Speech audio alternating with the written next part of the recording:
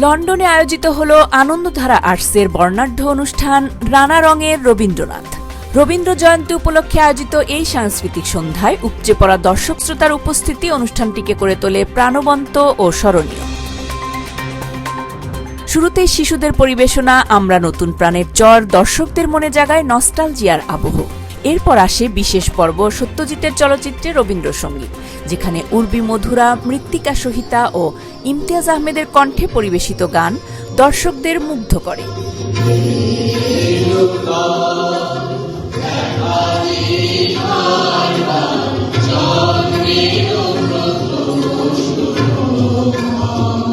অনুষ্ঠানের অন্যতম আকর্ষণ ছিল বিশিষ্ট রবীন্দ্রসঙ্গীত শিল্পী প্রবুদ্ধ রাহার একক পরিবেশনা।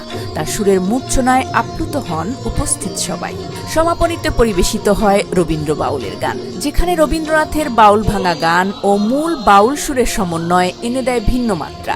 নৃত্যে অংশ নেন আর্থিকা সাহা ও কান্তা তাজরিন।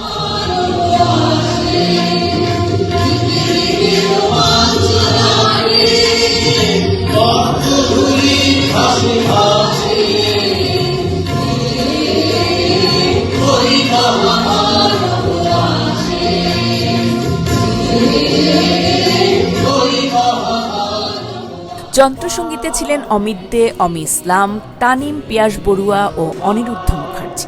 মঞ্চসজ্জায় গোলাম আকবর মুক্তা আর শব্দ নিয়ন্ত্রণে ছিলেন আরাফাত কীর্তি। আনন্দধারা আর্টসের পরিচালক ডাক্তার ইমতিয়াজ আহমেদ বলেন, রবীন্দ্রনাথকে কোনো একটি দেশের মধ্যে সীমাবদ্ধ করা যায় না।